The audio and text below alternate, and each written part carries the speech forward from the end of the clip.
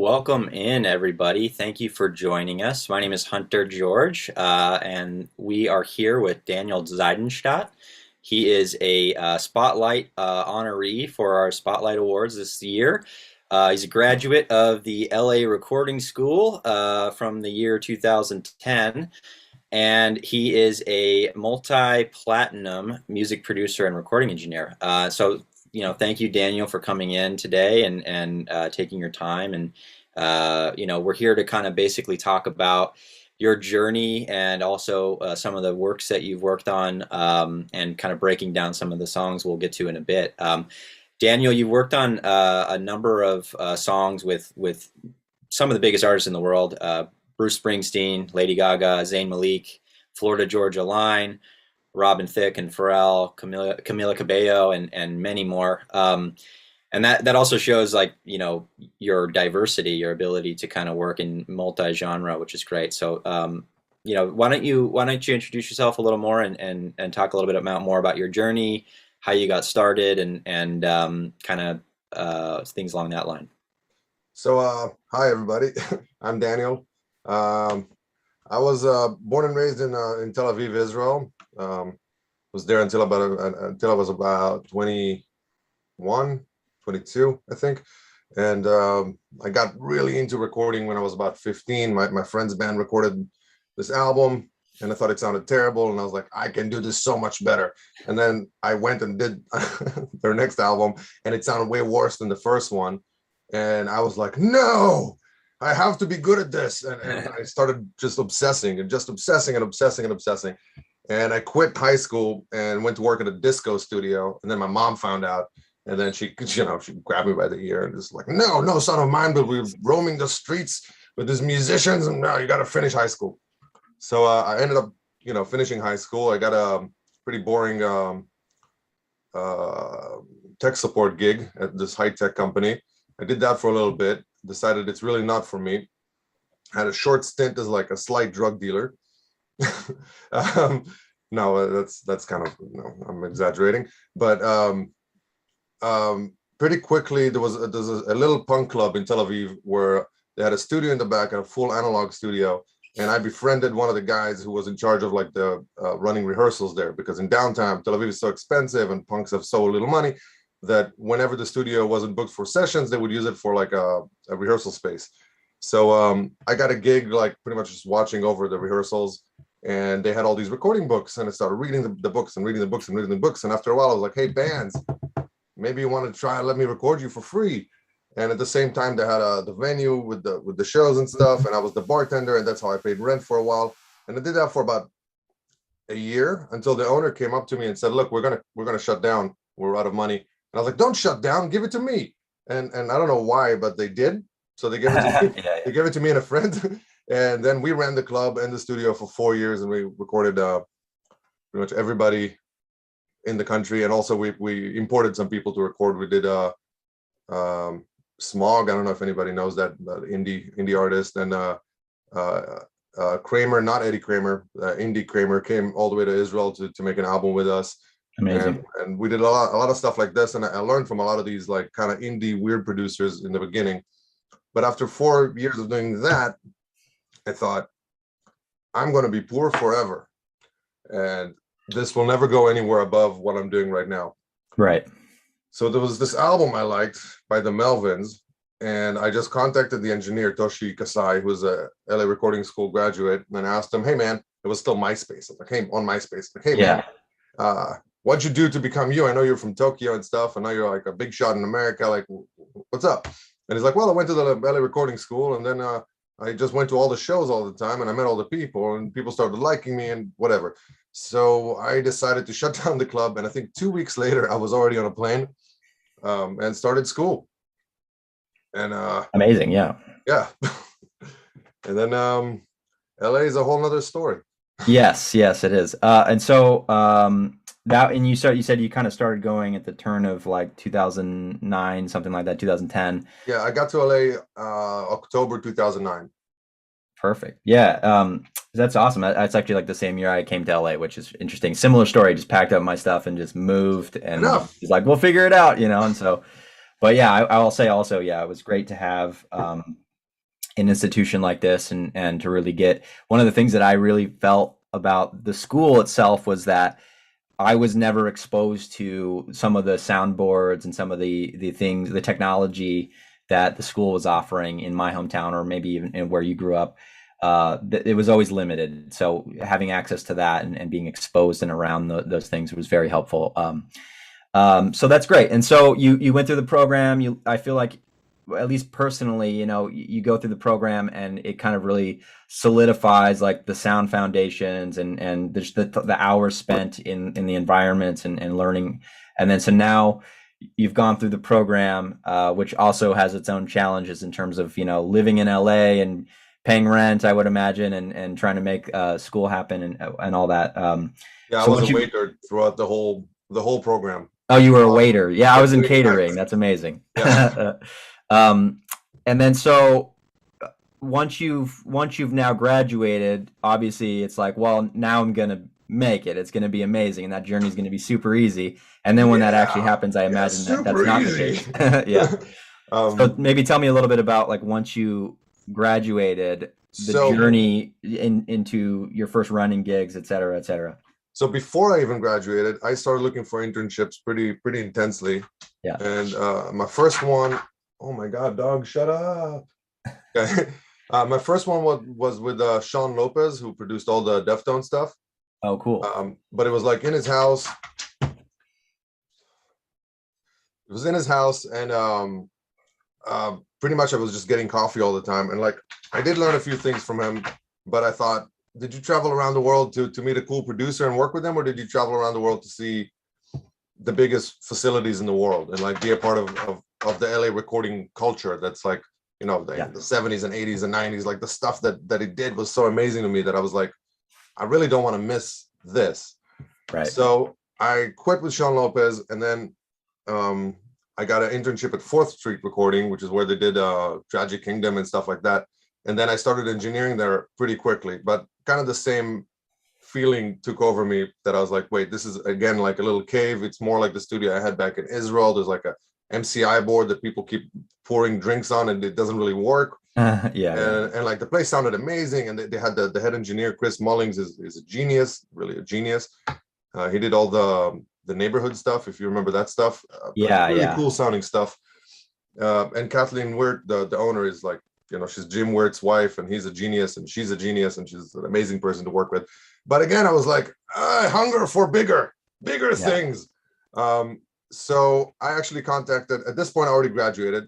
Wait, no, I was just about to graduate, which meant I was right at the limit of legal internships. Sure. And And also maybe to mention that internships then are not like internships now in terms of like, full-time unpaid, as it was a common thing. Like, oh wait, today is not like this? no, many internships are like, paid internships and things like that are compensated. So, but when we were going and when we were Yeah, entering no, the it was business, all for free. A lot yeah, of 50 for hours a free. week, or And whatever. also I didn't have a green card yet. Like I just got married. I was waiting for the papers. Yeah. And I couldn't actually go to any paid internships. I was like lucky that there was some slave labor still in this town, and I could do it. I feel the same way. Yeah, I was like, it's what I can do. So the career development department told me that Capitol Studios are looking for an intern, but an office intern to like do filings and stuff. Now I'm pretty dyslexic. I'm pretty ADD. I wouldn't want. Yeah. I wouldn't want to be I wouldn't want me as my own secretary. Let's just put it that way. But Paula from Capitol really liked me, and she gave me a gig. Yeah. And I knew that I have no future in the office world. So every day I would work there from 9 to 5, and then from 5 till like 11, I would hang out either at the tech shop or at the studios and just help the runners, like the setup team, do stuff. And I did that for 3 months. I got to tell you about one funny mishap. I was supposed to send, whenever there's an award or whatever, like you have to send all these like thank you cards and stuff, and there's tiers depending on how involved you are with Capitol or whatever. And I accidentally sent Neil Young's stuff to Neil Diamond and vice versa, and they both got like really insulted. And it was a whole mess, and like I almost got fired for it. So watch your Neils. Yeah. There's plenty of Neils. Yeah, if you mix the Neils up, it could be disastrous. Yeah, don't mix people up. Like really pay attention. And Yeah. 3 months passed, which is the legal limit for a big studio internship. The other ones obviously were limitless and not exactly kosher. Yeah. And it was my last day. And on my last day, I wake up in the morning and I get my green card in the mail. It's like, oh my God, this could actually happen. I could be offered a job now. And I imagine that process of like going through the visa process and all that is just like it was terrible. Yeah. Today takes way longer because of our last government, the one before this one. Yes. But it's way easier and cheaper. Back then you had to pay, I think it was 10 grand, which I had to earn while waiting tables and doing the internship. And I didn't sleep for like a couple of years there at all. Yeah. I go to Capitol and I'm like, hey, and they're like, hey, your internship's done. And I was like, well, question mark. Can I get a gig? And they're like, well, you don't have papers. And I'm like, schlang, green card, baby. And they said, oh my God, we can use a setup team guy at the studio. So I start working at the studio and I'm amazed. And you get to climb down into the echo chambers that Les Paul built in the 50s and crazy stuff. Like I was like, this is what I always dreamed of.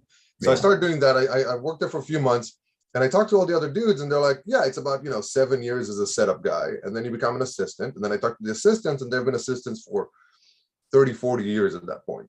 Yeah. But assistants there make a lot of money because it's all union. But I'm still like, I don't want to be an assistant in 15 years. I don't, that's, again, traveled across the world to spend all this money, spend all this effort. I'm exhausted. I want something awesome to come out of it. Sure. So at that point, I'm like, oh, maybe this job is a curse. So then I keep looking online. It's important to note, by the way, that I sent emails every day to every studio in this city for a year to get any of these opportunities. Okay. So this took a long time and a lot of rejection. You didn't just call Capitol and be like, hook it up, man. Let's get this. Oh, so many emails and so many lies because I didn't have a driver's license in the beginning of my runner career. I would like bike everywhere. I lived all the way in Highland Park and I would bike to Capitol and back and like would bike to my restaurant in West Hollywood and back. I was very buff and very tired. And I find out that the record plant needs a runner. And I'm like, yes, it's less money. Yes, it's a lot more cleaning puke and getting stains removed from carpets. But I ask around and people are like, yeah, it's about like a year to move up to an assistant. I was like, a year I can do. A year I can freaking do. Yeah. So I talked to Paula because I know Rose from Record Plant, or used to be Record Plant, was her best friend. And I'm like, Paula, listen, I don't think I have the patience to do this. I'm down to work for both of you though. Like I'm cool with that, but I think maybe that's more the place for me. And I sent also like a resume and an email to Rose, and she immediately thought I was some kind of weirdo, and she said no. And then thankfully, Paula called her. Well, no, she brought me in for an interview and said like, I'm good, thank you, bye. And I was like devastated. Yeah. And then Paula called her and she said, look, I know Daniel's kind of weird. He's like a weird cat. He's quirky. He says all sorts of weird stuff, but he's a great worker and all the people in the studio love him. And like, you should give him a chance. So Paula, I assume you're not watching, but I love you and thank you. And without you, I would probably be a waiter today. So thank you. And then I started running at the record plant, and I was very determined to be the greatest runner that the record plant has ever known. So I watched all these videos from like, well, kind of like this one about like how to be the ultimate runner. Stuff like, I think, who was it? I think Dave Pensato once said that like one time he walked into the studio and all the coffee cups were like pointed the same way. I was like, all right, I'll do that. That's what I got to do then. Yeah, I got to do this. And I would show up with a sewing kit. And like, if I see like a broken fabric, I would just sew up the walls, like the acoustic walls. It's just like all the way. You need overtime, I'll do infinity overtime. You need me to not sleep for a month, I won't sleep for a month.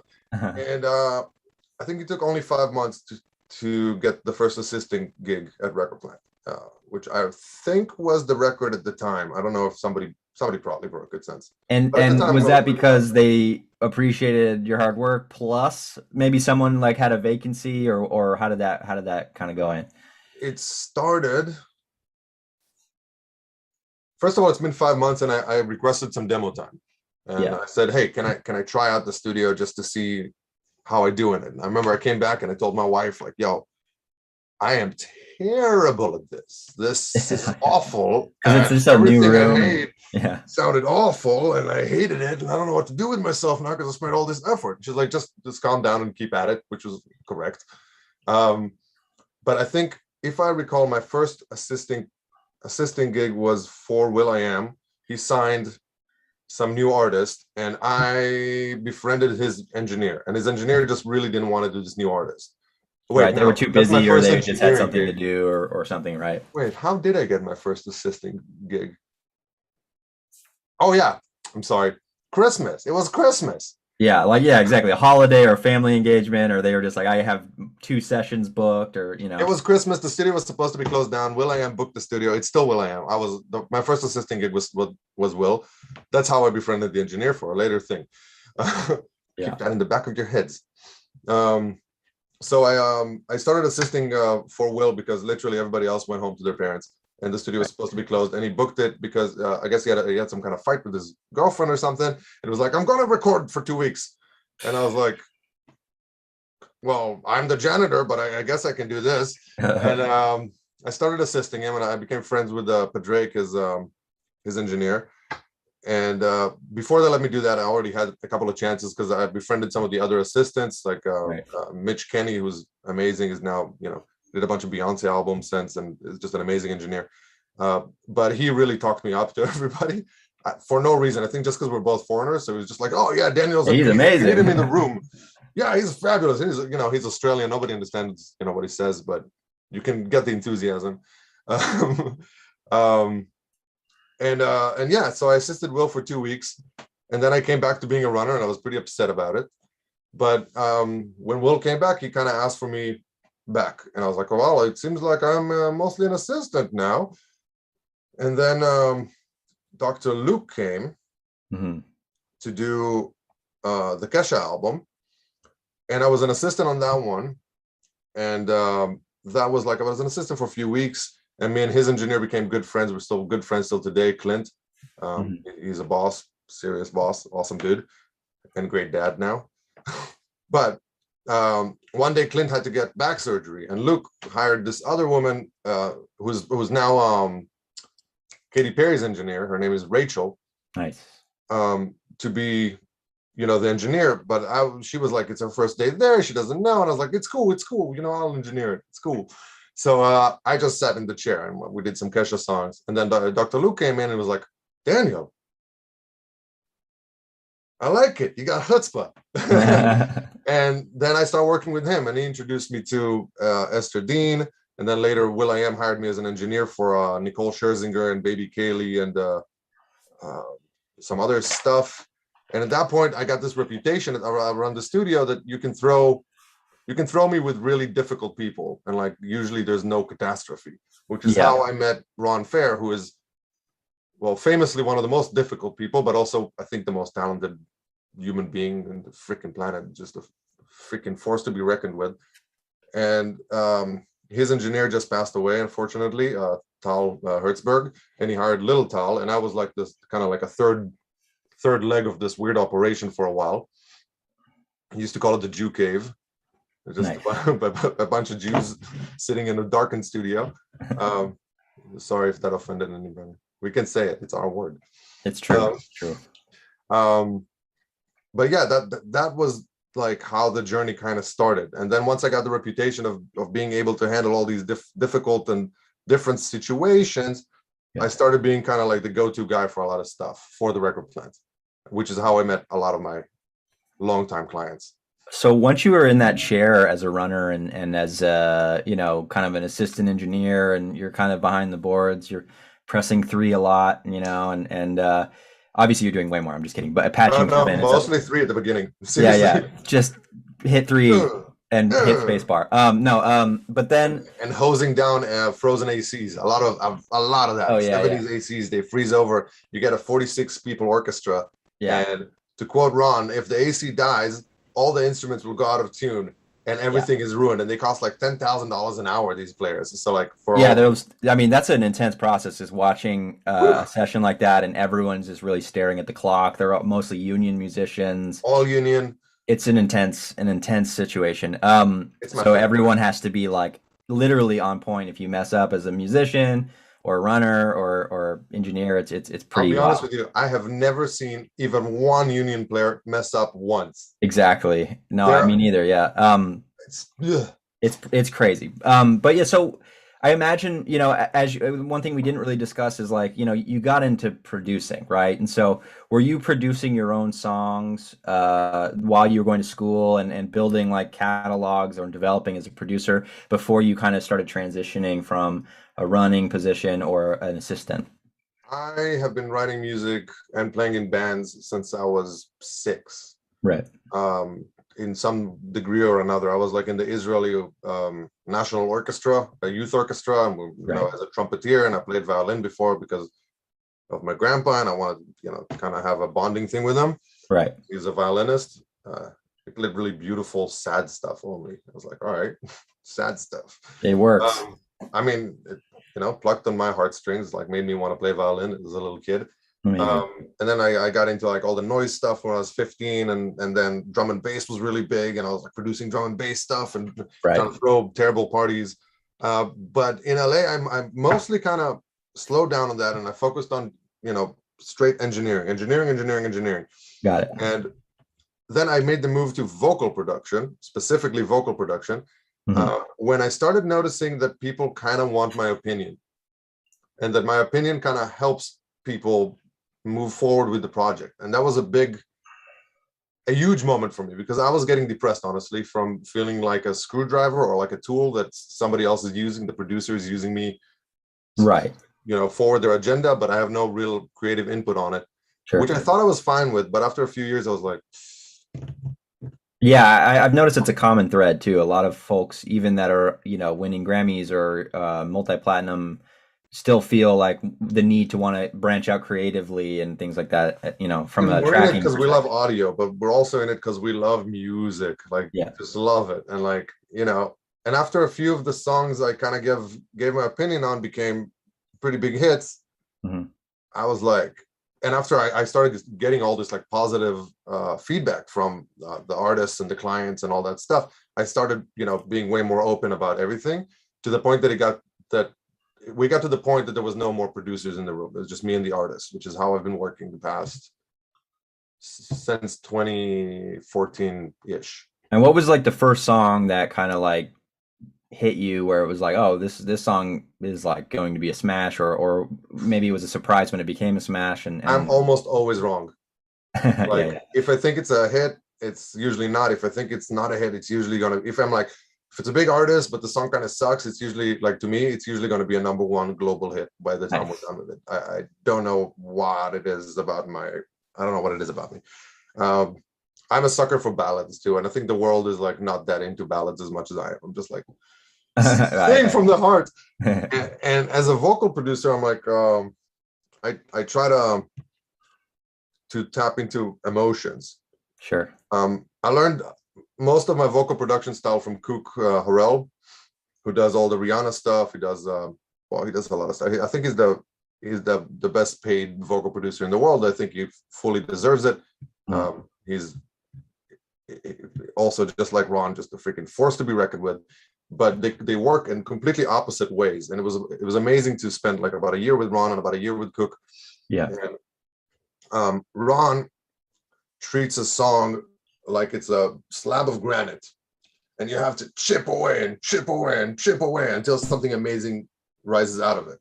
And Cook kind of treats everything like it's a river that's flowing, and you got to go with the flow to Mhm. kind of massage your way into the best possible outcome. So it's like completely different ways. A Ron session can be like a week for a song or 2 weeks for a song just for the vocals, and a Cook session will usually be 2 to 5 hours. I think Right. 5 is the longest I've ever seen him do a song. Which is And crazy. That's wild. I mean, I'm trying to do them in like 4 to 5. I kind of go the same route, pretty quick. Yeah. Just get all the best takes. I usually have about a 3-hour conversation with the artist before, and we Mhm. try to get like into the nitty gritty, like actually like, hey, what's been going on with your life? How does that make Yeah, you you're a feel? therapist slash record producer, basically. Yeah, I'm actually Yeah. studying psychology now, just because I was like, it's half my gig anyway. Yeah. Let's get professional about it. but I think like to really get, because production's getting so sterile and like there's so little instruments and everything is so MIDI and so quantized and so perfect that like you still need the emotion and the error and the humanity somewhere now, because people's ears are like, no more detuned stuff. No, everything is freaking exactly. So you can't get it that way either. You can't have like, you can't do it anymore. So you have to instead kind of tap into real raw emotions and then tune them slightly or whatever. Yes, whatever. Yeah. That's cool, man. So we do have a couple songs, and I think we can probably get a little bit more into that process and into also like what you did specifically for each one. I know the first one I think that we have teed up is the Florida Georgia line featuring Nelly, and it's called Cruise. So maybe we could talk about that, and also talking about working with like such different like artists on the same song, and how to kind of get the most out of that as well, And the Battle of the Accents. The Battle of the Accents. And that song also, it's maybe important to note that it seems like out of place, but Nelly had already done a country song before. Yeah, so Hey Portia. That had helped maybe, hopefully. So, but maybe you could talk about. I did that other song too, actually. Amazing. Yeah, I don't know how come I don't have even one Nelly credit anywhere, but I did so much work with him. Yeah. I should call them and be like, hey man, how about, come on. Hook it up. But whatever. Anyway, you have to take my word for it, guys. Okay. But as you can even hear that little clip, like to get them both to kind of mesh, you have Florida Georgia line all of a sudden kind of auto-tuned, and Nelly's is going a little more country, and everybody's kind of leaning towards each other because we didn't want it to be like this aggressive, now Nelly, now Florida Georgia line. Right. It was an interesting session because the song already came out without him first. It just wasn't such a big hit, and he really wanted to do it. And we kind of decided that the way to do it is to take their song, remix it with one of Nelly's producers. I can't remember who now. It's been too many years, but you guys can look it up. And and once we had this kind of more hip hoppy thing, Florida Georgia line came in and like redid all their parts, and I treated them like they were like hip hop artists, like rappers, like real rappers. Like that was the vibe. Like they're like we kind of want to go slightly T-Pain on it, but like the twang still goes through, and like they really wanted it to feel like one cohesive band with Nelly. And then the Nelly stuff was like the exact opposite, because Nelly's like it's really, first of all, he's the nicest man in the freaking world. He's the nicest guy, but he really wants everything to sound like Nelly. And the Nelly sound is like a very specific sound. It's super layered. Like you don't notice how many layers of haze and yes and harmonies and all sorts of stuff is going on. So we got like 20 layers of vocals on his verse or something, just of him. And then we had, we had to add all of their ad libs and stuff and kind of make sense of it all. And everything has to be pretty loud for it to sound eventually like Nelly. If you just kind of treat it like any other artist, it just sounds like another artist. But the Nelly sound is kind of like the full spectral wall of sound, but with vocals. It's super specific. And it was really, really fun. There was some battles about, doing the E and not sound, like for because of the Missouri stuff. And I guess the St. Louis accent kind of thing, or so like he really goes hard with it, and then they go more like they sound like they're from the Florida and Georgia line. It's like southern twang, but two different southern twangs. Exactly, Midwestern and southern. But we wanted it to sound like they're still in the same world, so like he reluctantly kind of dropped some of it because they couldn't do any of his at all. Like their mouth didn't work that way, which I can't do either. Right. Was that challenging coming from like Israel and when you hear a southern accent, maybe when you were growing up, you thought maybe they're all the same in the US, but like now that there's like regional dialects and things like that, it's pretty interesting. I'm getting way better at it. I actually got paid a bunch by a bunch of Swedish artists to help them sing without an accent, which I think is hysterical because whatever, but it worked out, and I liked it. I also did it with this band CNCO. It's like this big boy band and sing in Spanish. So for their English debut, I was over there trying to teach them English. It was like a crazy experience and super fulfilling. It's amazing. And also I kept being like, I'm a foreigner, right? Like please, everybody acknowledge this. Like I have an accent. I know you guys can't hear it because you're like even more, but still. But yeah, in the beginning, I couldn't understand a word anybody was saying. Like I remember my first like actual tracking session as an engineer. The guy, the producer, CJ, he said, "All right, cool. Now just fly the hook." And I was like, Done. like I don't know what it means. I'm sorry. And he was like, "Is this your first day?" I was like, "Yeah, first day in this country." And then he started laughing, and we're actually friends to this day. Awesome. Which I think is the biggest. It's the biggest thing. Like, just be cool, be nice, admit when you don't know what the fuck you're doing. Just for sure. Cool. Well, the next song I think we have queued up is "Blurred Lines" with Robin Thicke and Pharrell. So maybe we can chat about that one.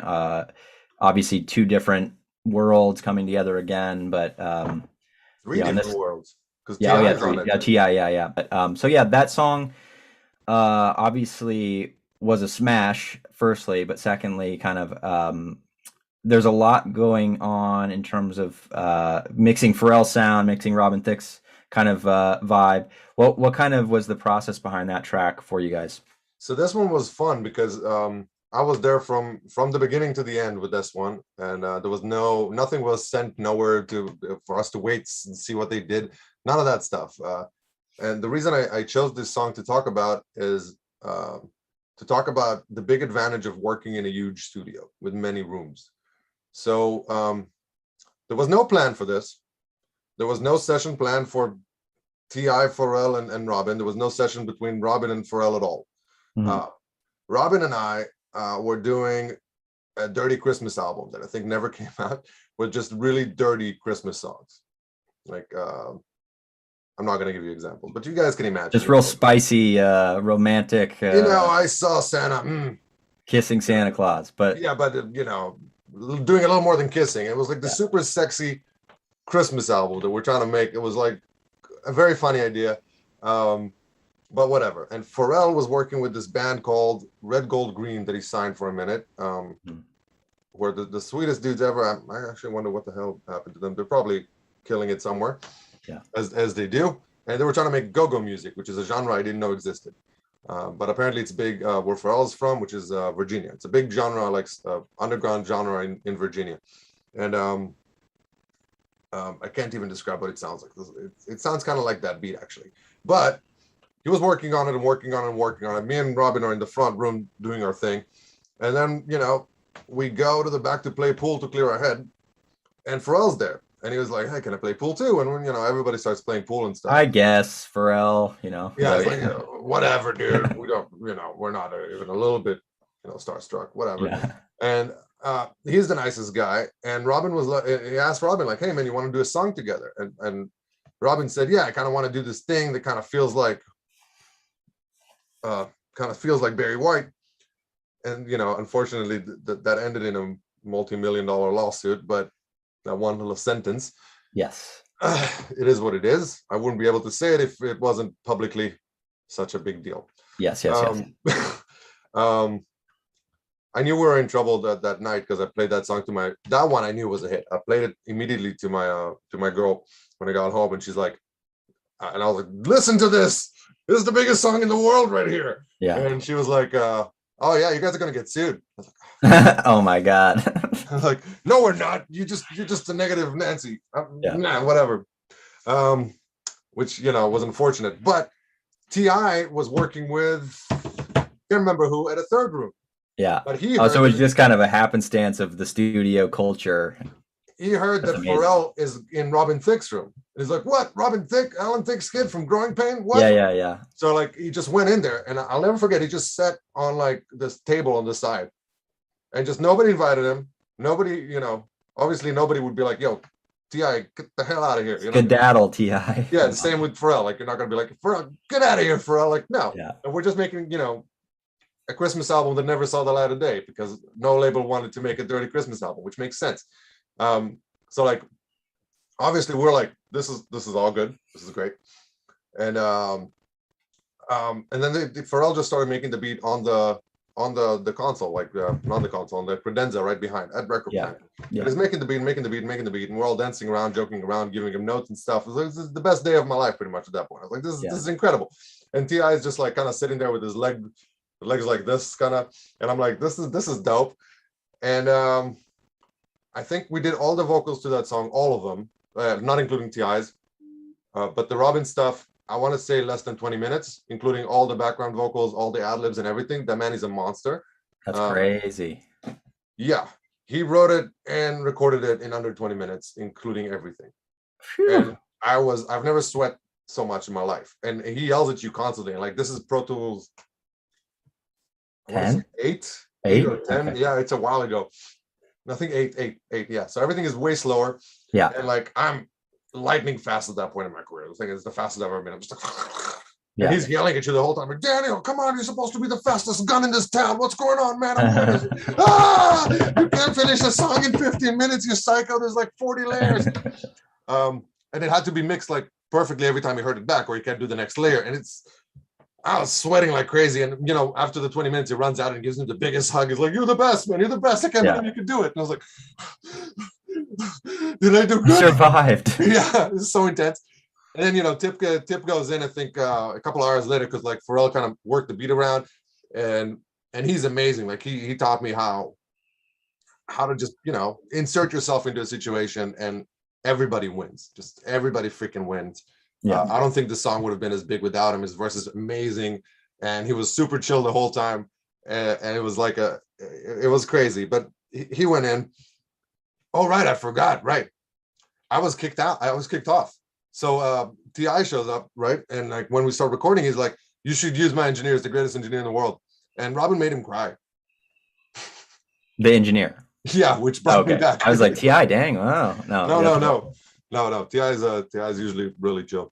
Yeah. Robin was just like an intense, very loving, but very intense dude. Yeah. A craftsman of sorts.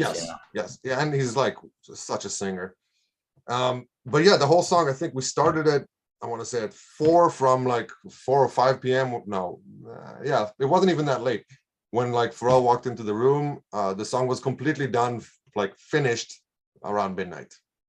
Oh, okay. That's good. That's awesome, man. Including all the production and everything. And I can't remember who mixed it, but like we had the mix the next day and the master the next day, and we were like, whoop, done. Smash. Biggest song in the world. Yeah. Amazing.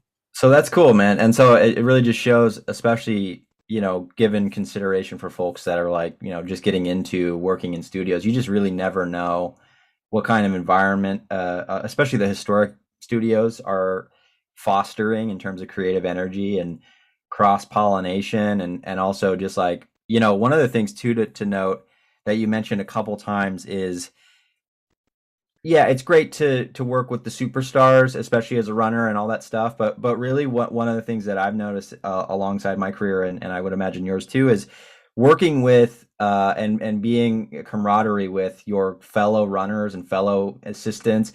Those people end up finding their own niches and own directions, and later on, either, you know, again, get too busy to do something, or recommend you for something, or you know, you're kind of in this kind of fostered community and all growing up together. And that could be your fellow alumni, or it could be like just folks you started out in your first gigs.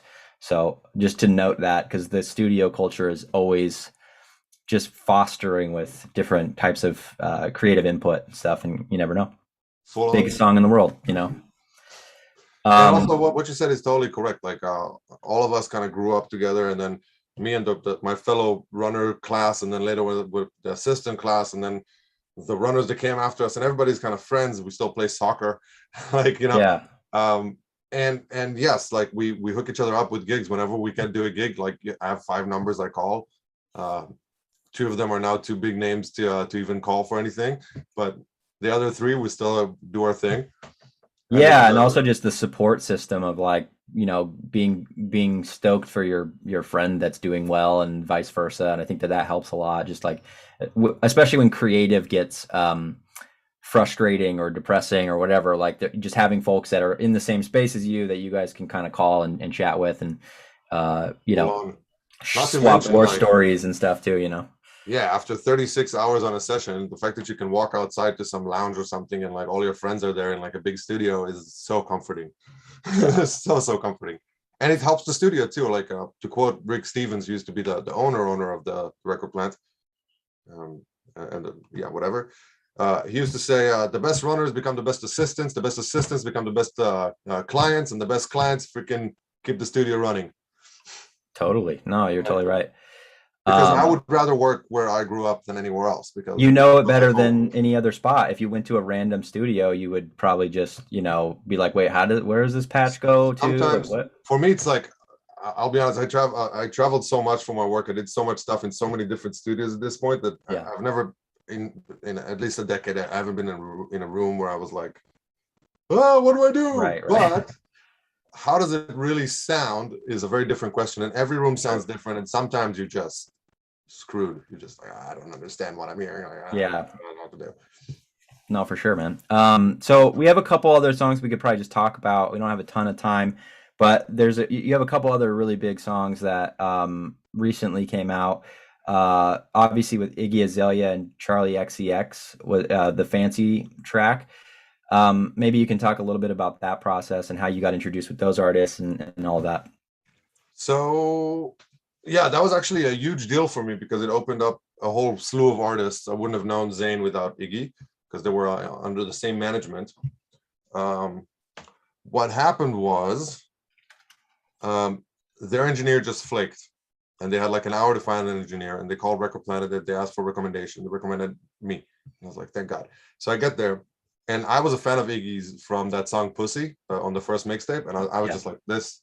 She had this one line, give me a head, Abe Lincoln. I was like, this is so funny. Like, I have to work with this girl. So funny. I'm a weird kid. Well, it was also like at that time, that music, we'd never heard anything like Iggy coming out of that time. So it was kind of like, whoa, what? Yeah. Cool. Funny lady. Real cool. And the beat was done by who was at the time the head of the management company's secretary, who is now one of the biggest producers in the world ever since, John Shave from the Invisible Men. They're all freaking, I love those kids. I love those guys. But it was like a really in-house kind of thing. Sure. And we rewrote the verses, each verse, I think at least 5 times. I have all the versions still on my hard drive. So many different versions until we landed on the first things first, I'm the realest. And everybody's like, yes! But no Charlie on the song, right? So like we spent about a week on it, just like perfecting the lyrics. Not happy with the way she pronounces the word something, the label calls. We don't like something. What don't you like? The word something. Like, what? Okay, which word something? And when she says something to nothing, I'm like, okay. Like, we'll work on it. We ended up Xing the whole thing. And Iggy's very particular, and she's like, I don't know, I don't like this.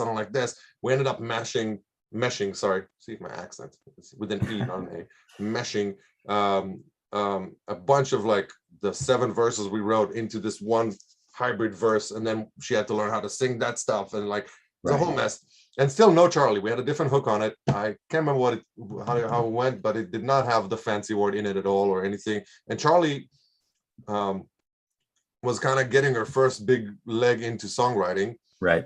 And she was doing this really cool underground stuff in England that like you can still find on her old SoundCloud stuff. It was very different to the poppy stuff, and she was a little apprehensive about it. She's like, I'm scared that this will be a huge pop song and will corner me in this thing.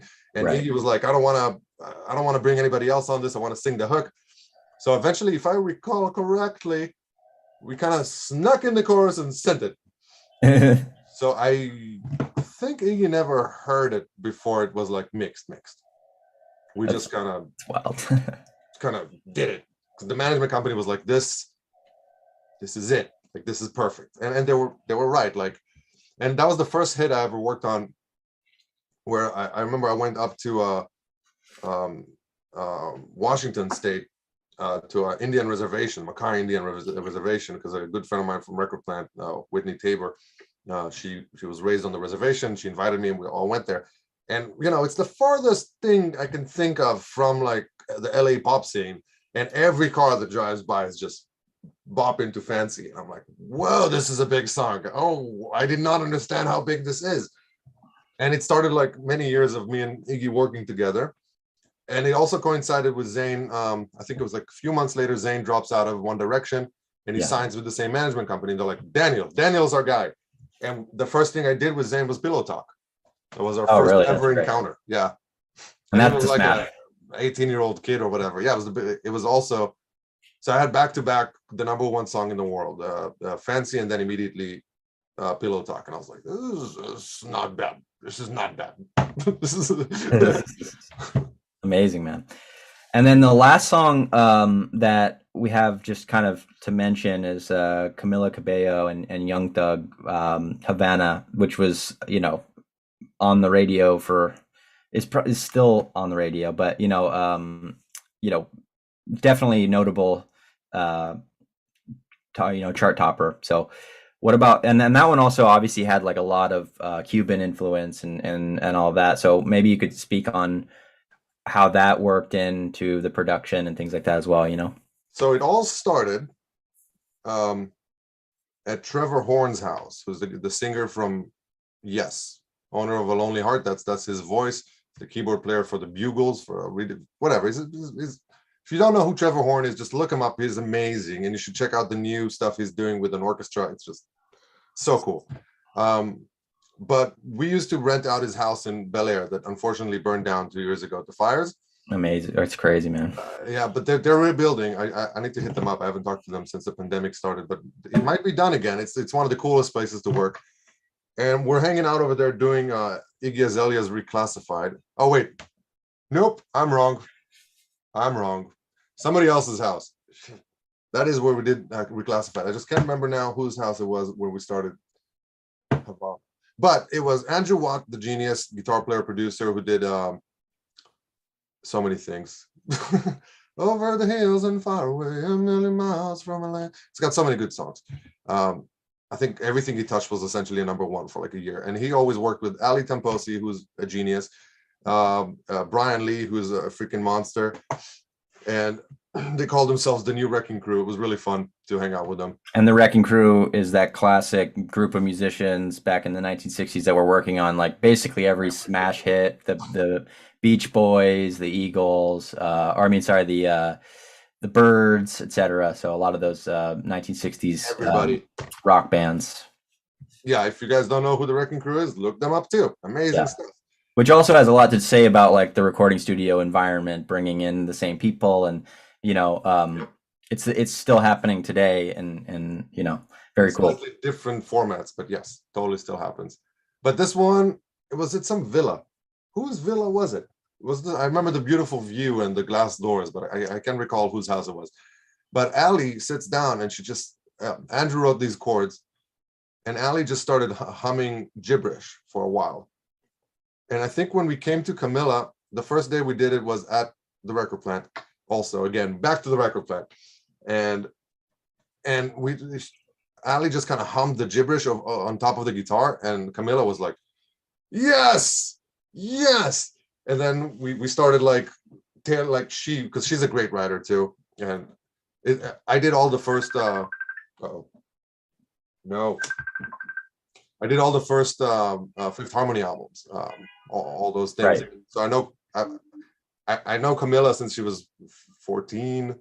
Yeah. I remember her first kiss. She would run to the studio and tell everybody and like that kind of stuff. And it was awesome to see her again. Like now as like this like artist that everybody kind of knows, and like it was clear from day one that she was gonna do crazy stuff, because like even under Fifth Harmony, she was immediately like, I got notes, I got ad-libs ideas, I got harmony ideas, like let's try all these things. It was super fun. So it was clear to me that she's gonna have a lot of stuff to do with it.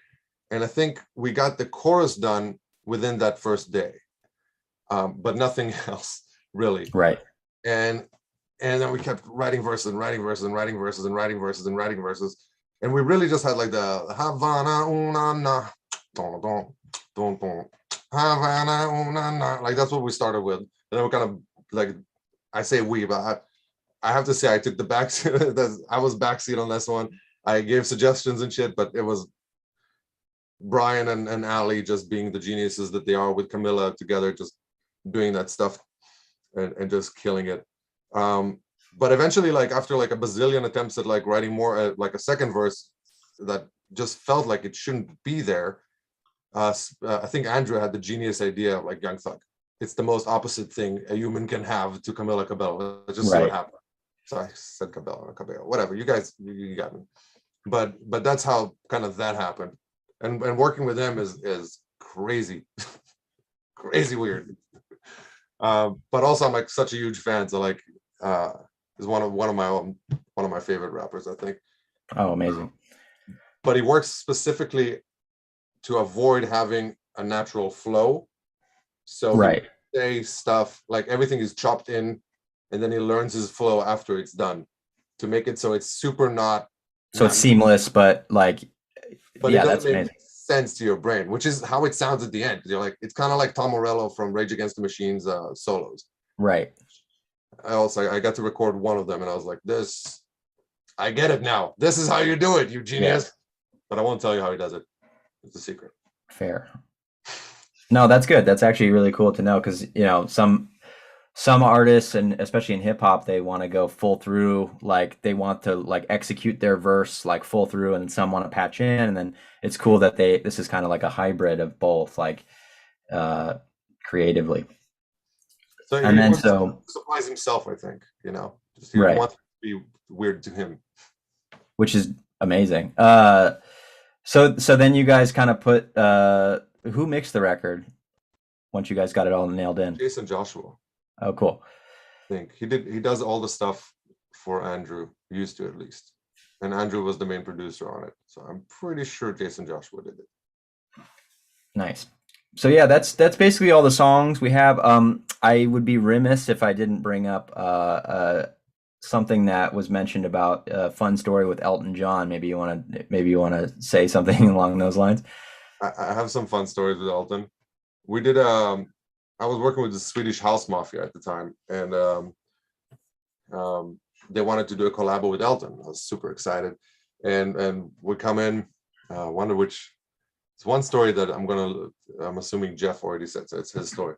But my favorite part of Elton John is first that he is the nicest guy in the universe and he cracks jokes constantly. Second is that you can throw a restaurant menu in front of him and he will turn it into the greatest song you've ever heard.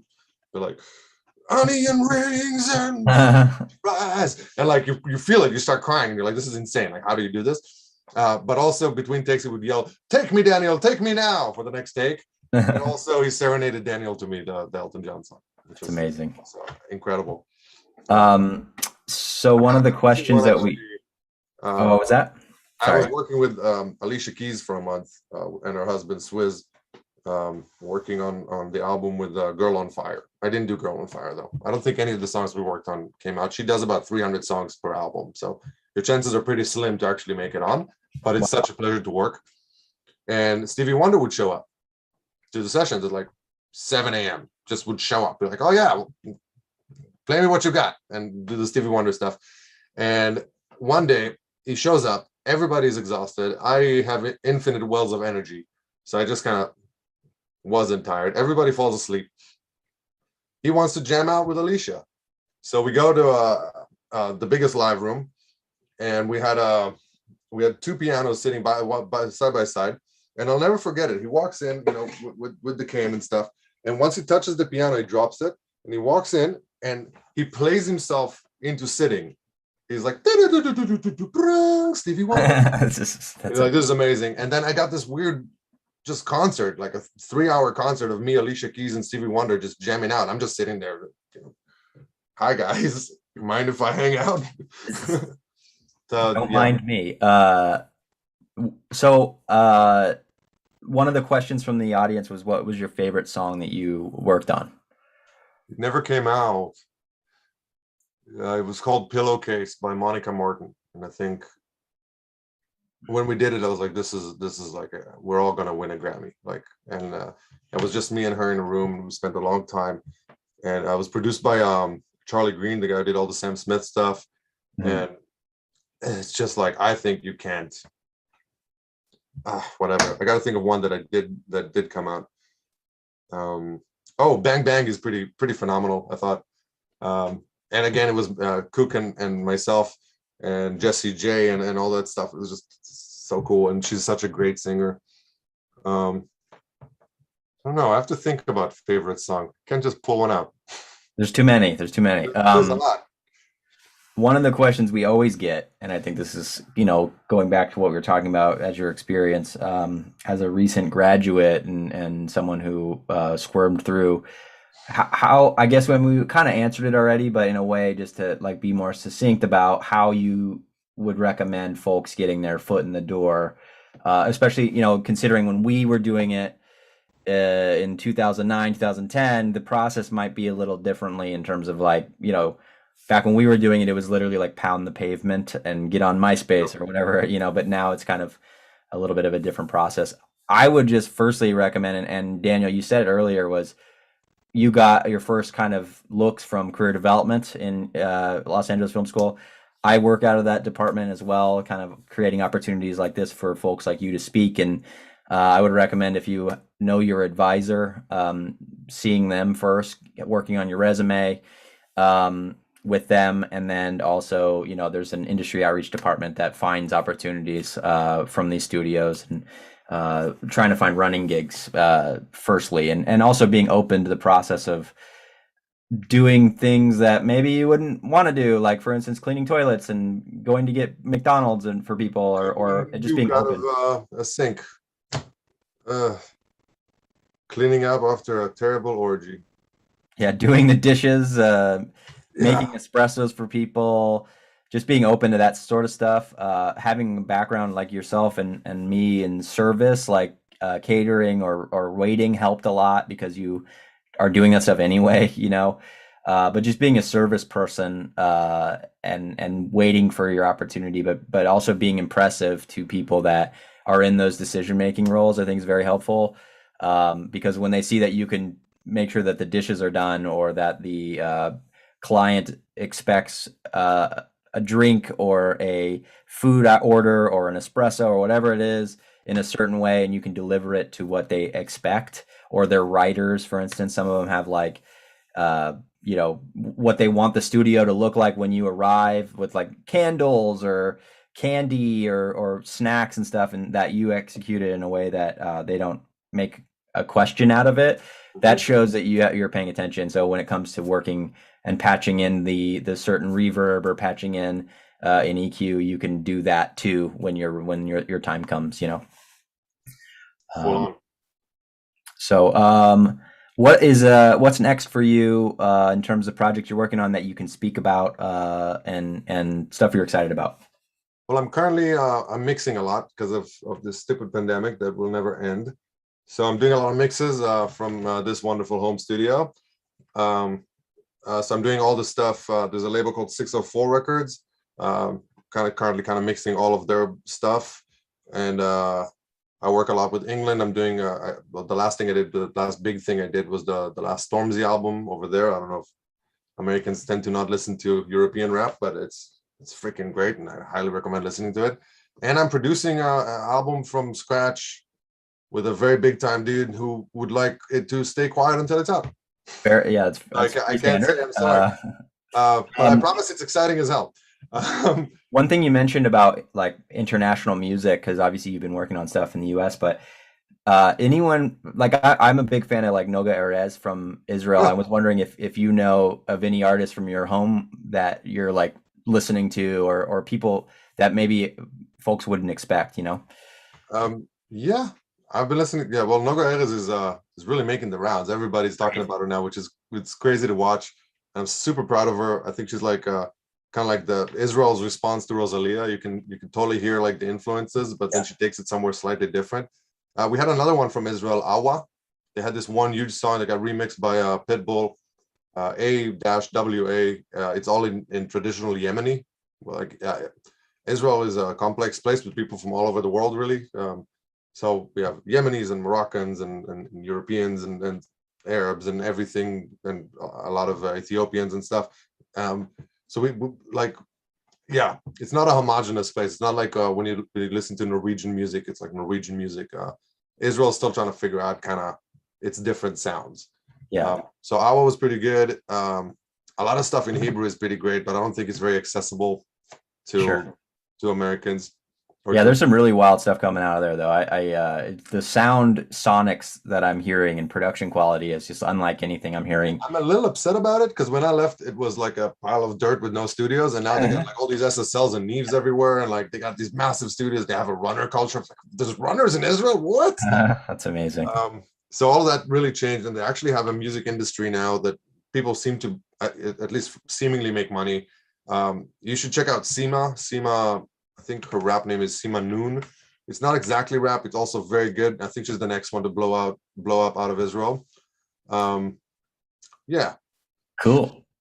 So one of the questions that like we could probably end on is, obviously everyone wants to know about like how you network and how you kind of make connections. Obviously, we mentioned the studio culture and once you're kind of in there, but maybe folks that are trying to get into that space.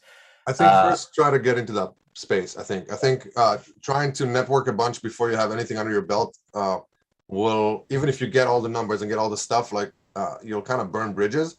I yeah. think it's smarter to like if you want to go kind of my route, which is like the old school running assistant engineering and so on. Start by just trying to do that, and to do that, all you got to do is like make yourself a ginormous list of every studio that you can kind of get to with your car. Get a car. Get a car. You can't do this without a car. It doesn't work. I tried. Don't try. Don't do it. Get a car. Get a license. It's not that hard to get a license. This is America. Everybody can drive. Not like whatever. Very sound advice. Where I'm from, it's like really hard to get a license. Here it's really easy. And just email everybody all the time and show your face to come to studios and drop the resume old school style, and make sure you don't have mess ups in your emails. Don't email one studio manager with the wrong studio title because you copy pasted everything. Like, pay attention to details because that's what they're looking for, and try to show your face as much as possible in all these places. Like even if you go over there and they're like, oh, you should have emailed us, you're like, whatever, I'll email you later. Hi, I'm Daniel. And Yes. that's all the networking you need at stage one. And be cool. Don't be weird. Just be cool. Yeah, Like, don't be weird. yeah, like Oh, and if you be get a running kind and cool. what? Sorry. I was just saying, be kind and be cool and respectful, and not too overdoing it in terms of like showing up all the time or whatever. Yes. Don't Be, break dance in front of their building all day with like a sign that says I want a job. Like you won't get the job. one thing I would also recommend just for folks, especially like get involved with your community, get involved with organizations that do the things that you want to do. So if it's engineering, get involved with Grammy U and then try to work into the producers and engineers wing. And that's where sometimes they'll throw mixers or feature like, folks, and then you can kind of maybe meet those folks and be cool again. Or like, an organization I work with a lot is the Guild of Music Supervisors. If you're trying to get into the entertainment business, or, there's Sona, and there's just a ton of organizations that you can kind of start at least understanding how it works, I think is another factor. And then you can kind of start seeing maybe where to branch into, and then start meeting folks that are in those decision-making places, So instead of crashing the studio every week or something where they're trying to actually do a job and run a business, and it can be a little bit of a distraction. Plus, when you have people like Kanye West and Rihanna and all these artists, it can also be a liability to have folks like show up without being having an Oh appointment. yeah, show up 9 to 5. Don't show up like 2 a.m. show up 9 to 5 when the business people are upstairs doing business. And like he said, like when I said show your face, I didn't mean show up every day. I meant show up once at each studio. Show your face so that when they get to your resume, like at least they have some kind of human connection to that thing. And try not to look crazy when you show up, because then Yeah, dress well, just be respectful and cool, and it's almost like as if it were, don't wear a suit, but like, just be clean and Oh yeah, cool. don't tuck your shirt in too. I've seen like 2 different studio managers being like, nope, just for Yeah, a shirt. strong agree. So yeah, I just wanted to throw those out there. Hey, I'm can always you, Hunter? Can you send a list of all these like crazy guilds and stuff? I don't even know about some of them. I don't know if I can do it in here, but the Guild of Music Supervisors, and I can, if you want to offline about that, I can definitely get you into that mix. But the producers and engineers wing of the Grammys, which is just basically their membership separation. So they have kind of like the artists and songwriters and label people, and then they have the producers and engineers wing, which is where a lot of those folks like Daniel are a part of. But yeah, there's a ton. There's a ton of cool organizations that are centrifugal to finding folks that do the thing that you want to do, and they do panels and they do mixers and events and I would also look into, again, like I said, career development. They can help you kind of advise on resources to look at in terms of getting started, and they're all really cool people, and that's what I would recommend. So Recommend talking to Hunter. I'm all right. I do okay, you know. I think he knows how to do this. So a few things I just want to reiterate, because I don't know if we have any other questions, but one thing I wanted to say to everybody is that Daniel is being honored by the LA Film School, LA Recording School for the Spotlight Awards this year, which is really awesome. This is, I think, our third year of doing this, and we really appreciate all of the stuff you do and the fact that you're willing to come back as a graduate and you know, support us as much as we're supporting you. And that award ceremony is going to be tomorrow. It's kind of, or I mean, sorry. Yeah, tomorrow at 5, I think. Tomorrow at 5 p.m. Pacific. So be there for that, and just kind of see. Daniel's doing a couple more interviews and things like that, and as well as receiving the award. So it'd be really cool to be there to honor him for that. And just note that, like, this could be you one day, or also he's a fellow alumni. So it's really important to note that you know, he's giving us his time to talk about being in the same shoes as you guys, you know, at some point in your career. So thank you again, Daniel, and we really appreciate you, and I'm just very glad to be in the same caliber, even myself as a graduate, as someone like you making the music you're making, and if there's nothing else from the events team, I think that's pretty much all, unless you want to give some final words of wisdom. Just thank you very much, and I'm gonna go drive my wife to the airport. Cool, man. Well, thank you, and you know, everyone, check out the Spotlight ceremony tonight. We also, at 6 p.m., there's a alumni homecoming event. So if you want to attend that, there's going to be a lot of breakout rooms with showcases, film and music, as well as networking. So that's at 6 p.m. So you guys can find that there. And again, Daniel, thank you. And thank you to the events team for putting this on all week. And we'll see you on the next one. Thank you so much, Hunter. This was super fun. Cheers, man. See you at the alumni thing. Yeah, you too.